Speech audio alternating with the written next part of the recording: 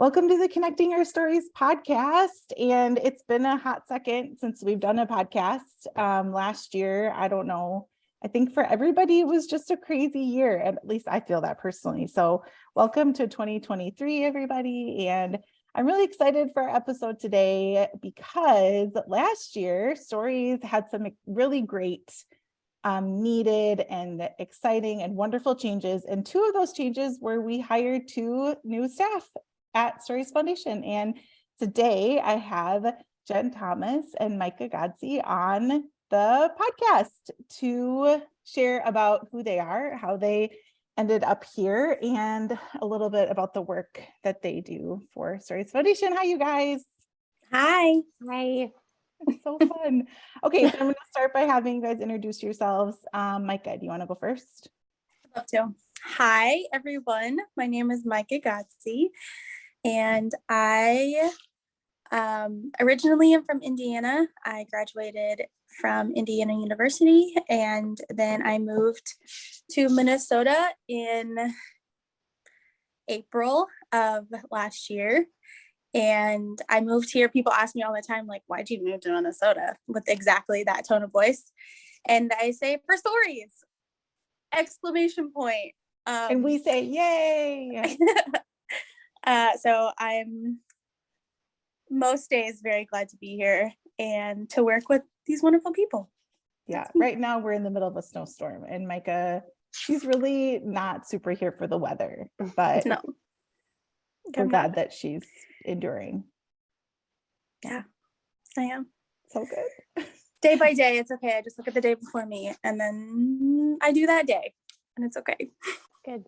We were talking yesterday about how it feels, maybe we talk about the weather so much in Minnesota because it's like trauma we all endure.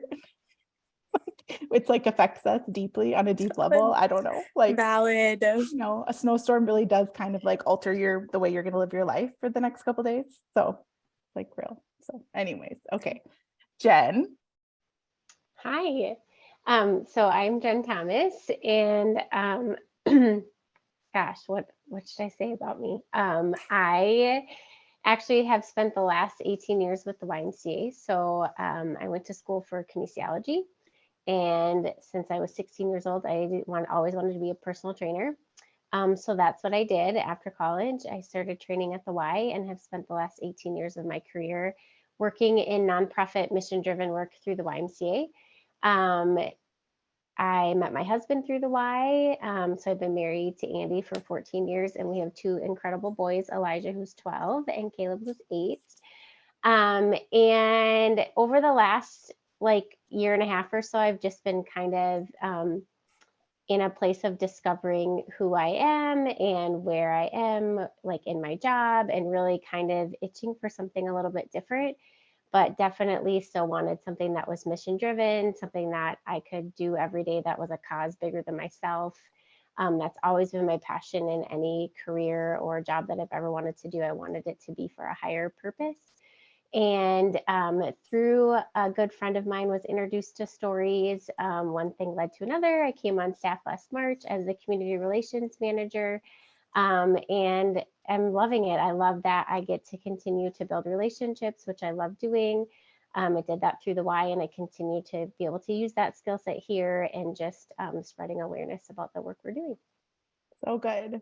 Well, I'm so glad you guys are here. So you both talked a little bit about your past before Stories, but what about the work that we do at Stories Foundation really drew you to this? And now that we're coming up on a year for both of you, I think we all agree, and we talk about a lot in the office, how this isn't necessarily like super easy work. It's not instant gratification work. It's not, I mean, it's rewarding, but we're here for the long haul, right? To make a difference. And so it's not for everybody, to say that. So I really think very highly of both of you for choosing to do this work and choosing to continue to do this work. So what was it about the work that we do that drew you? Micah, do you want to go first again? Yeah, I would specifically say the Love Sophia project, which I didn't mention before, but that's my job. I manage the Love Sophia project. And I think the work that needs to be done, and talking about toxic relationships and talking about how to build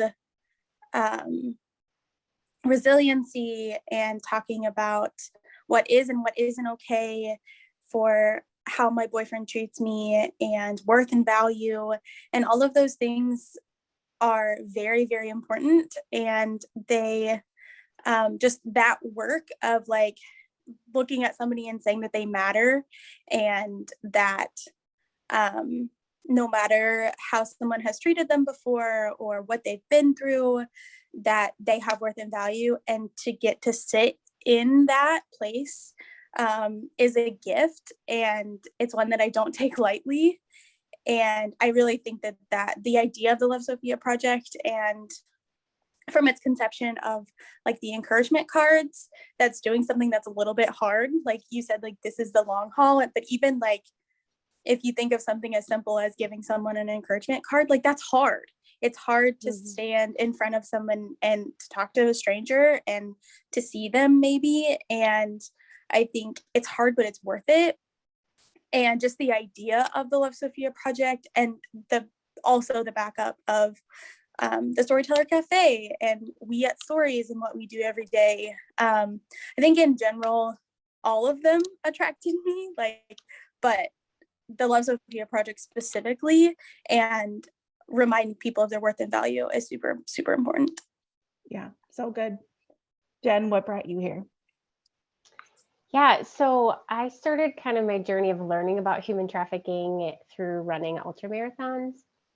And I thought that I knew what human trafficking was, and that's kind of really what kind of spurred this like journey of education, if you will. And the one thing that I didn't realize was how much it's happening here locally. And so one of the things that really drew me to stories was the fact that it's working right here in our backyard, right in our community.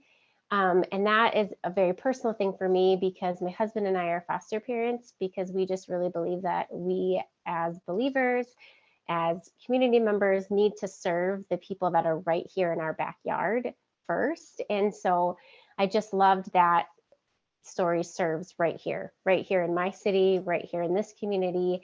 And it was really eye-opening for me to realize that this was happening not just on a global scale, but it was happening right here. And I think another thing that really drew me to it was so often we as people run away from discomfort, or we see someone, whether it's a homeless person or someone who's vulnerable in our community, or even someone with a disability, whatever it might be, we tend to turn away from those people and kind of walk away because we don't know how to respond, or it makes us uncomfortable. And yet here at Stories, we actually run towards those people. We pursue those people. We're out looking for those people. Like that's why we're here, is to serve them. And so I really believe that like we're fulfilling the gospel in what we're doing, and serving the least of these, and serving the people that most likely would be kind of rejected or we turn away from. And so that's really what drew me to what we do here. It's beautiful. Both of you guys, makes me cry. I love it. So you both mentioned your titles in your descriptions, but could you talk about what you do and what that actually looks like in like day to day and in relation to anti-human trafficking work? Micah, we'll go back to you. Yes, like I said, I'm the project manager of the Love Sophia project. And I would say that's in multiple pieces, the Love Sophia project, which we can talk about later, but it's been a year of nailing this thing down. And so yes, not to interrupt you, but when you said that the idea of the Love Sophia project drew you, I thought to myself, and it was just a little baby idea when we met. So it's been a year of developing that. So yeah, keep going. For sure. I think that my job has been like watering and nurturing, and it's been like trying something and then it not working and pivoting. So that's what it felt like. But the actual things that I do are manage our social media account, and I work on product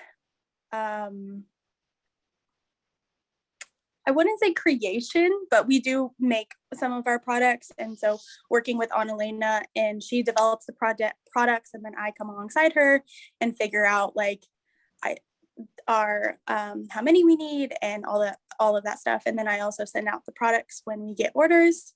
I also manage our website, and when people contact us on the website, I am the first one that fields those requests or contact forms, and then we move to get people the help that they need. So that's my job. Yeah, and give us a quick description of the Love Sophia project for people who don't know yet what it is. So the Love Sophia project is outreach and prevention program of Stories Foundation. So we focus on outreach, which we also have in-person events. I talked earlier about the encouragement cards. We put on these events called the Love Bombs, where we go with a group of people into a community and we just love without expecting anything in return, and seek to encourage and to teach people that are going into their communities to see people and encourage the development of relationships. And we also do Makers Night. So that is an in-person event where we have an awareness talk about human trafficking. So I think those are the connections of, there's a really important reason why we talk about worth and value, and it's to prevent human trafficking as a relational crime, and it happens when vulnerable people are exploited by someone else, and they are stripped of their identity. And so if we can do the prevention work and tell people that they're worth and they're worthy and they're valuable, and they have an identity that is not tied to someone else, and also provide resources and a structure of a community that can support people and encourage people, we can really do a lot of the groundwork that can hopefully prevent human trafficking later. And so those are the ties between the work that we do with the Love Sophia project and human trafficking.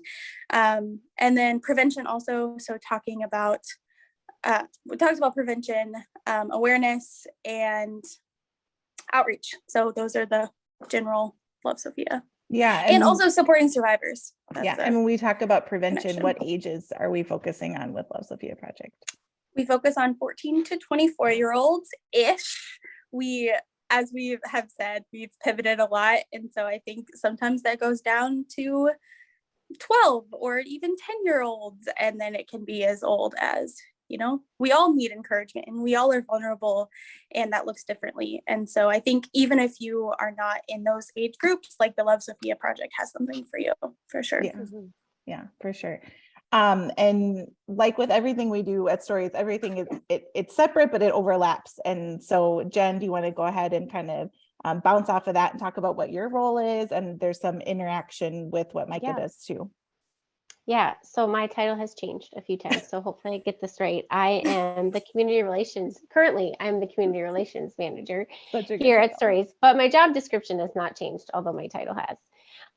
So really my job is about building relationships, which I love. So I get that opportunity to be out in our community, networking with local business owners, local community leaders, and I also have had the opportunity to build partnerships with our local law enforcement agencies, county agencies, healthcare services, different support services agencies. And so really what I get to do is build those relationships and really kind of find the people in those areas that are going to be a champion for our cause, and also know that, when we're working with, so that, there's a lot of overlap as far as like with Love Sophia project, when we do have someone that reaches out, we're able to make that connection with those local partners that I've built a relationship with to see, hey, can we get services for this individual? These are, their needs or whatnot. And also just being able to look or connect with those agencies like law enforcement, for example, and say, how can we as an organization serve you? So it kind of goes twofold. Like we make the connection, or I make those connections so that people are aware of who Stories is, what we do, that we're here to serve, but also how can we then as an organization serve you and the people that you're working with? Because so many of these agencies, these businesses are really on the front lines, and they're really encountering those who are vulnerable. And so it's been such a cool opportunity to see from their perspective and what they're kind of encountering on a daily basis. And it's kind of allowed me to shape my role around the needs of our community. Yep, I love that. Okay, when you look back on 2022, there's so many things. I think when I look back on this last year, I was thinking, actually, Jen, I think you and I were talking, and it feels like we lived like three months ago feels like, a year ago. Like we've lived a lot in a short amount of time. But when you take a minute and reflect in 2022, what is something that you're really proud of when you look back at the work that you've done, Micah? To go back to what I said earlier, we took something that was a very abstract idea and that has a lot of potential. And I think the potential can sometimes be crippling, and like we could go so many places with this and we could do so many things with this. And to move that into something that's real, that is affecting people, something that has traction, people are really excited about.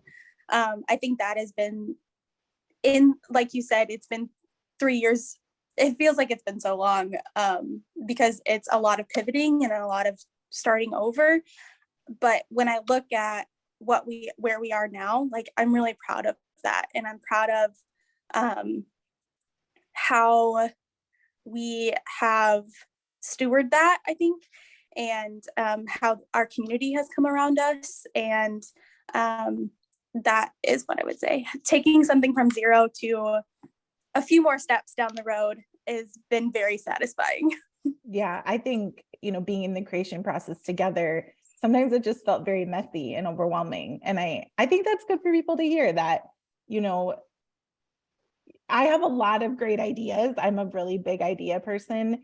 And sometimes people just think that if you have a great idea that you can just like take it from idea to this beautiful execution in like 2 seconds. And that is not how it goes. Definitely and not. Not every great idea is for now. Not every great idea is ever supposed to happen. Not every great idea, you have to like work it out, and ideas have to be tweaked and they have to be tried. And when I think about Love Sophia in this year, it's like even the things that didn't work were like a stepping stone to get us to what was going to work and what it is becoming and what it has become. And I agree with you. I think it's just been really beautiful to see the community understand that people are vulnerable to manipulative, exploitive relationships all around us. And how do we do something about that with how we interact with each other, right? And right.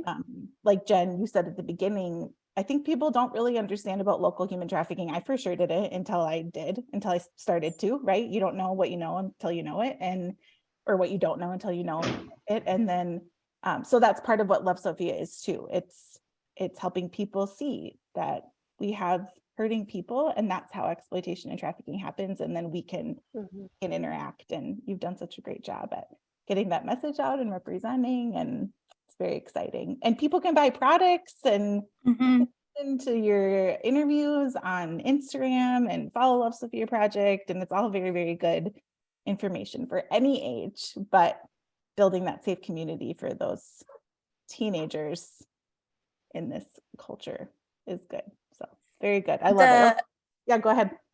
One thing that I was thinking about when you were talking is, and something that I've said, is how people interact with the Love Sophia Project is endless. And it's created in such a way that we're all vulnerable, but sometimes we're more vulnerable and sometimes we're less vulnerable.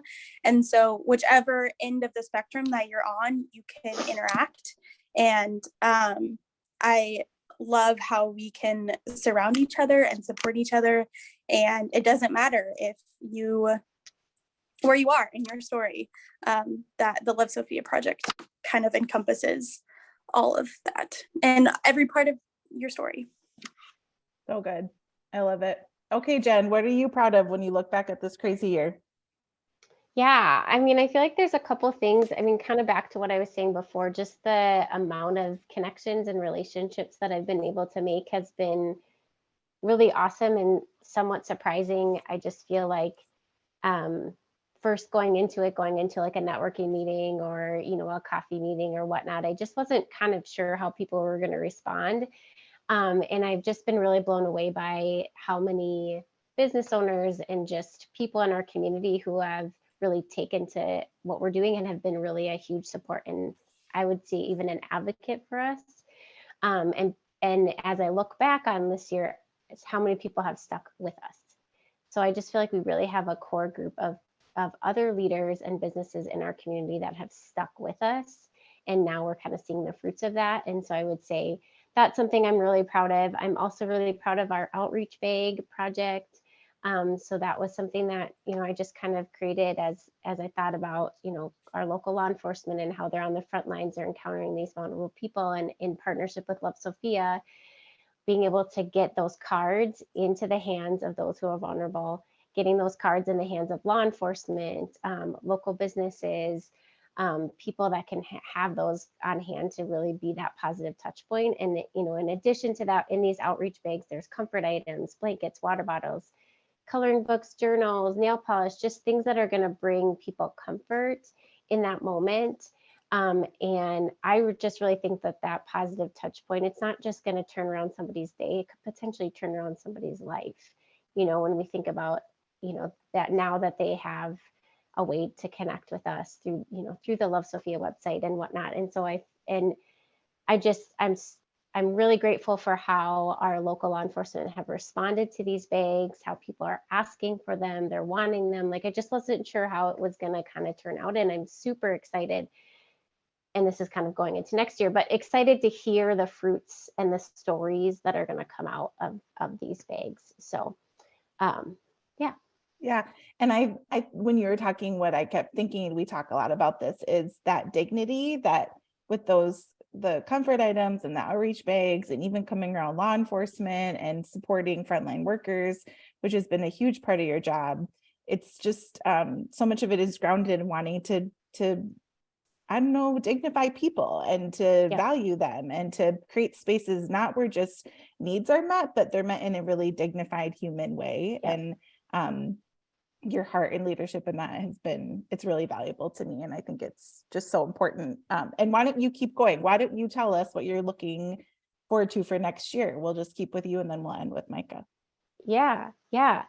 Well, one of the things I wanted to say too was it's kind of tied into last year as well, as it's been really fun to tie in my passion for fitness into this job through like our superhero 5K.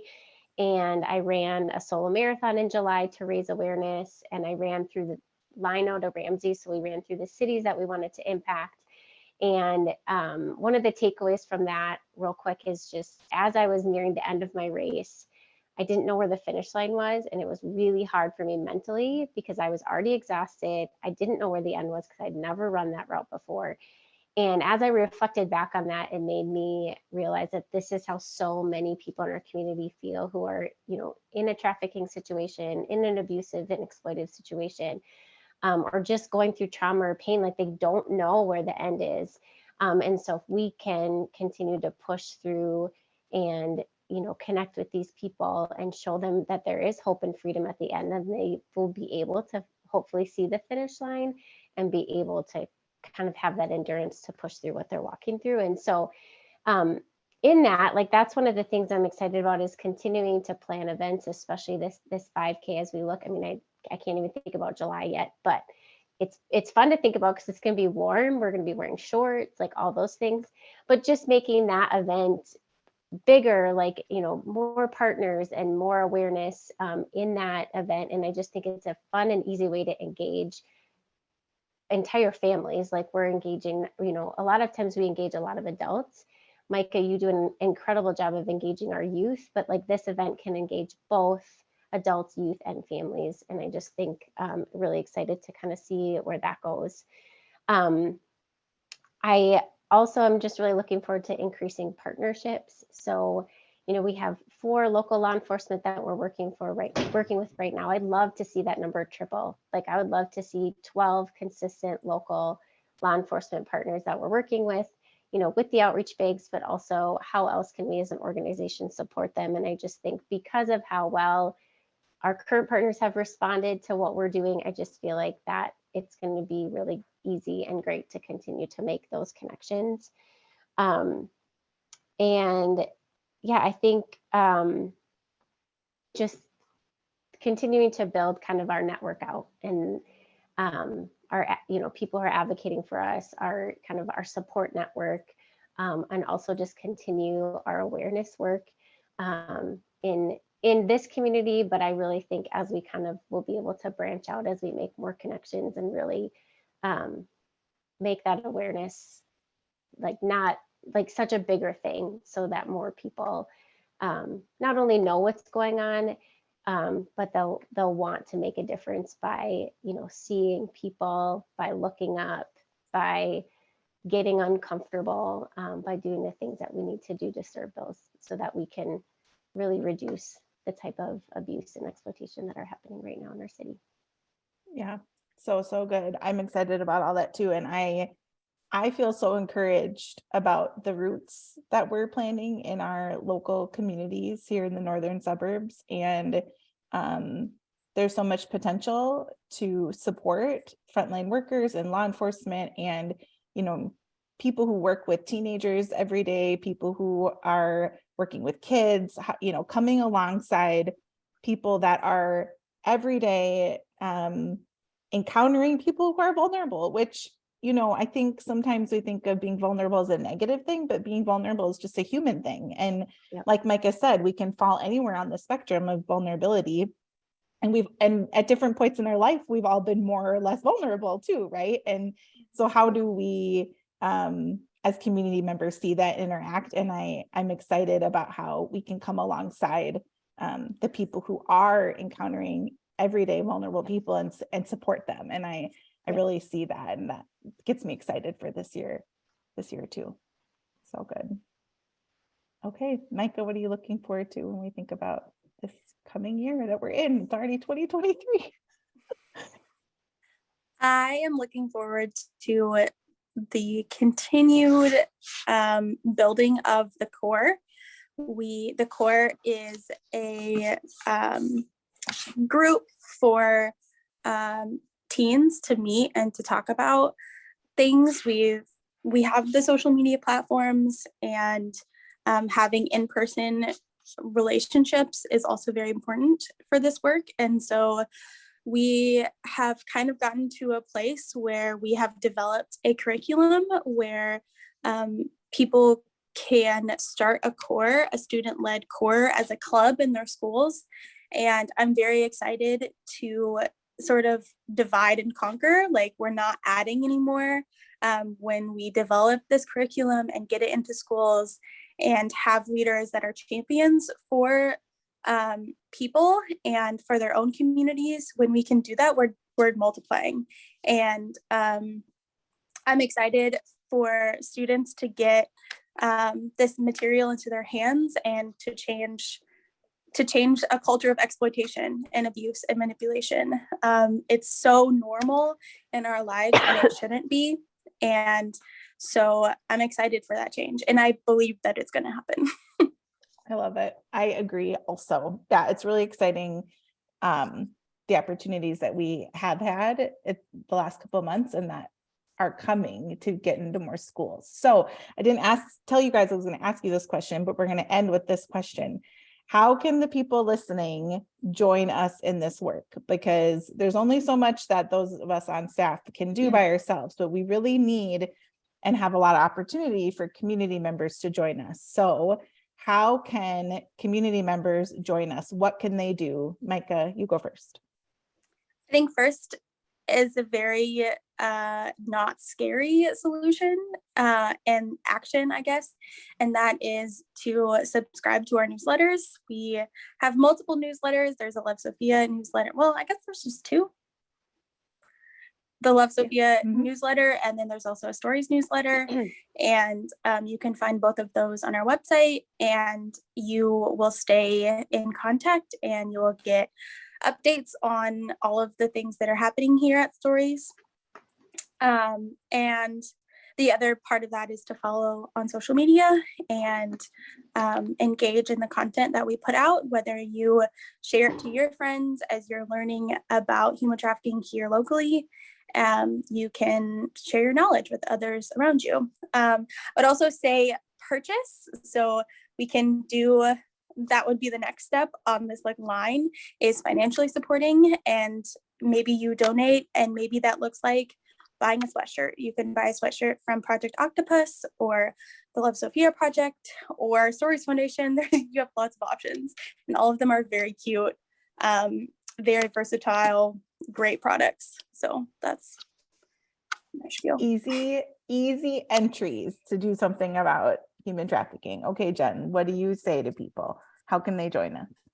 Yeah, well, we're always looking for volunteers for any of our events. As I mentioned before with the outreach bags, we have had some different groups in our community do supply drives and packing events, and that's a really fun way to engage, whether it's your church community or your business community or your book club or whatever it might be.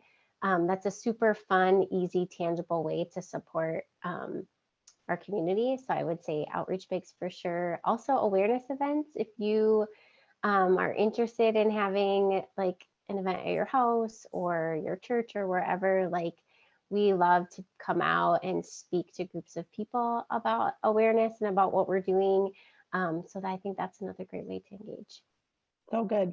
And I'll add that we're always looking for referrals for schools, youth groups, businesses, law enforcement officers, frontline workers. So if you know any of those kind of people, yeah, we want to know them. We want to know the people in our community. So we're looking for connections. Okay, before we close it out, anything else either of you want to say that's been burning in your heart? Not that there won't be other opportunities, but for today, last thoughts? No. Well, it was a great year, even though there were parts of it that were really difficult. And I'm very thankful for both of you and your tenacity and your perseverance and your commitment and your passion and your vision. And this community is better because of it. And for those of you listening, you know, we are here to partner with you so that we can change culture and we can support people who are in vulnerable situations. And we want you to join us. So check out the website, go follow us on our socials, subscribe to our newsletters, and you can reach out to any of us if you have more questions. But welcome to the team, guys. So happy. I wish we had like coffee. Cheers. Happy 2023. Yay. Hoppers. Confetti. There we go. Yeah, We should. Okay. I'm going to stop recording once I figure out how.